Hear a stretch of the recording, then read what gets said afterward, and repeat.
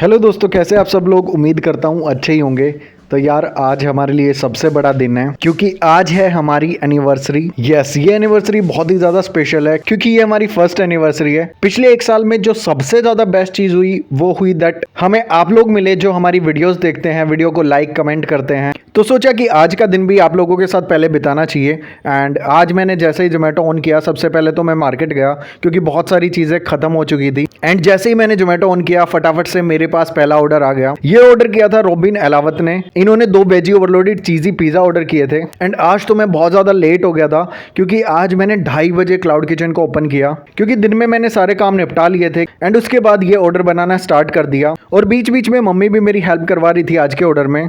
सो आजकल मैं latus use करने लगा अपने पिज़्ज़ा के ऊपर क्योंकि जब इतनी सारी वेजीज पिज़्ज़ा के अंदर होती हैं तो वो और ज़्यादा क्रंचीनेस का टेस्ट देती हैं। जैसे ही मैंने बेक करने के लिए दोनों पिज़्ज़ा ऑन में रखे, इतनी देर में मेरे पास एक सेकंड ऑर्डर आ जाता है एंड उसको भी मैं साथ में प्रिपेयर करने लगा। इस ऑर्डर में मुझे मिला था एक पनीर वेजी पिज़्ज़ा और चीज़ी क्रीमी फ्राइज। तो फर्स्ट ऑर्डर को मैंने फटाफट से पैक किया और डिलीवर किया और उसके बाद मैं लग जाता हूँ सेकंड पिज़्ज़ा के लिए। एंड हमारे फ्राइज के ऊपर काफ़ी अच्छा रिस्पॉन्स आ रहा है लोगों का। बस मेरे को थोड़ी सी फ्राइज को पैक करने में प्रॉब्लम होती है क्योंकि अभी मैं बल्क में फ्राइज को पैक करने के लिए स्पेशल पैकेजिंग नहीं लेके आया हूँ। मैं नॉर्मली फ्राइज को बटर पेपर में पैक करता हूँ। बट यार सर्दियाँ शुरू हो गई हैं और एक प्रॉब्लम सबसे ज़्यादा आ रही है मेरे को, वो है दैट जैसे ही हम पिज़्ज़ा बर्गर कुछ भी सेंड करते हैं या फ्राइज सेंड करते हैं कस्टमर को, थोड़ा सा लंबा ट्रैवलिंग करने के बाद ठंडी हो जाती हैं। एंड पिज़्ज़ा बर्गर फ्राइज कुछ भी हो, इनका टेस्ट तो गरम गरम ही आता है। तो थोड़ी सी उस चीज़ को लेके प्रॉब्लम आ रही है। मैं आप लोगों से जानना चाहता हूँ कि आप लोग कोई सजेशन दे सकते हैं इसके ऊपर कि किस तरीके से हम गरम खाना भेज सकते हैं अपने कस्टमर्स को। वैसे तो मैं पैकेजिंग और ज़्यादा स्ट्रॉन्ग करने की कोशिश कर रहा हूँ और ट्राई करूंगा कि एल्यूमिनियम फॉइल भी यूज़ करूँ। तो देखते हैं, इसके ऊपर भी मैं काम करूंगा।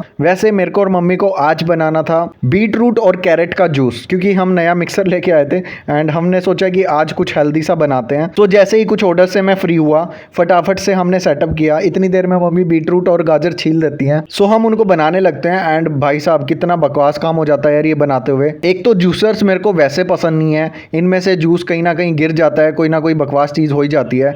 तो जैसे तैसे हमने ये बीट रूट और कैरेट का जूस बनाया और ये जूस काफ़ी कमाल लगा, टेस्टी लगा। एंड जूस को घर बनाना मेरे को सही इसलिए लगा क्योंकि हम मार्केट में जाते हैं तो मार्केट में ना आधा तो पानी मिला के दे देते हैं या फिर कुछ जूस वाले ऐसे होते हैं जो जूस के अंदर स्पेशल कलर मिलाते हैं। मैंने बहुत सारे वीडियोस भी देखे थे। तो मेरे को लगा कि ऐसी चीज़ें घर पे ही बना लेनी चाहिए। वैसे मैं सोच रहा हूँ क्या हमें जूसेस भी ऐड करने चाहिए अपने क्लाउड किचन में।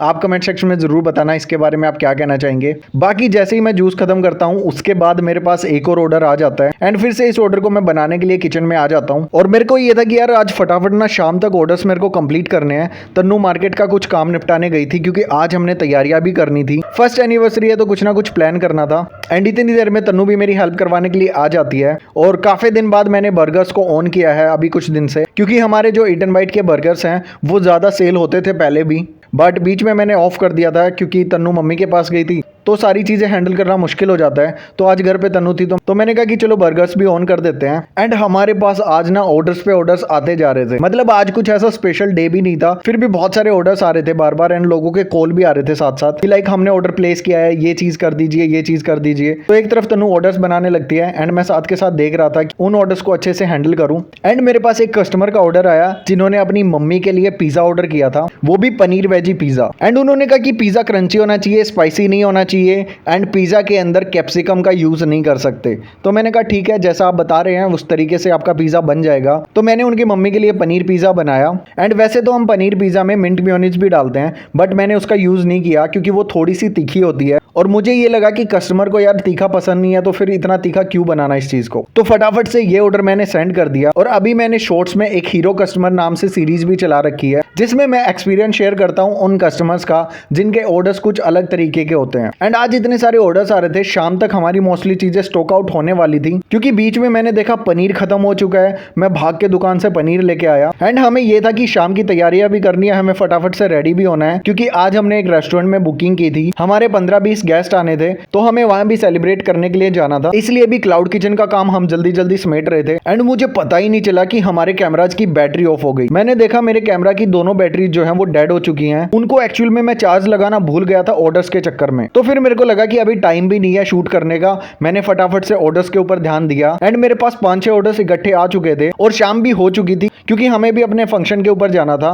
तो मैंने फटाफट से जोमेटो को ऑफ किया और उन्हीं ऑर्डर्स के ऊपर फोकस किया जो ऑर्डर्स पेंडिंग थे। एंड एक ऑर्डर में तो इतना बकवास काम हुआ ना, लाइक कस्टमर ने इंस्ट्रक्शन दी थी उस ऑर्डर के अंदर कि आप बर्गर के अंदर टमाटो स्लाइस मत डालना, एंड मैंने उसके अंदर टमाटो स्लाइस डाल दी। फिर उसके बाद उनका कॉल आया तो मैंने उनको बोला कि भाई मेरे को एक्चुअल में याद नहीं रहा, क्योंकि जब 5-6 ऑर्डर्स एक साथ आ जाते हैं ना तो उस चक्कर में कुछ चीजें छूट जाती हैं, बट मैं नेक्स्ट टाइम ध्यान रखूंगा। तो उन्होंने कहा कि कोई प्रॉब्लम नहीं। एंड आज एक ऑर्डर ऐसा आया जिसमें बहुत बड़ी गड़बड़ हो गई। उस ऑर्डर के ऊपर हमें कस्टमर को रिफंड देना पड़ा। तो एक्चुअल में हुआ यह था कि हमारे पास जैसे ही ये ऑर्डर आया तो हमने ये ऑर्डर अच्छे तरीके से पैक किया, क्योंकि मैं बहुत ध्यान रखता हूं पैकेजिंग के टाइम पर कि ऑर्डर अच्छे से पैक होके चला जाए कस्टमर के पास। बट जैसे ही ऑर्डर कस्टमर के पास गया, उन्होंने उसके बाद जोमेटो पर मेरे साथ एक वीडियो शेयर किया जिसमें वो पिज्जा की हालत दिखा रहे हैं और पिज्जा बहुत ही बुरा लग रहा था क्योंकि पूरा पिज्जा खराब हो चुका था। एंड इसका रीजन मैं क्या बताऊं यार, मतलब मैंने देखा कि जोमेटो राइडर के पास बैग था नहीं। कुछ राइडर्स हमारे यहाँ बाइक की टंकी के ऊपर पिज्जा को रख के ले जाते हैं या फिर अपनी स्कूटी की डिग्गी में डाल लेते हैं। वो फूड डिलीवरी ऐसे करते हैं और रोड्स का तो हमें पता ही है,